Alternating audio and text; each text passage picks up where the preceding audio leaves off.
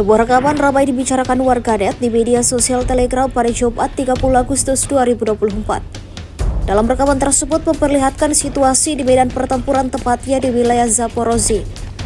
Di sana terlihat deretan kendaraan lapis baja Ukraina yang tak lagi bisa dioperasikan imbas terkena serangan Rusia. Sebuah kendaraan militer Ukraina yang terlihat di arah ini berubah menjadi besi tua hanya bisa terparkir karena alami kerusakan parah. Tampak tentara Ukraina yang mengabadikan momen ini terus berlari di bawah ancaman serangan Rusia. Hingga video ini beredar, beragam komentar dituliskan warganet.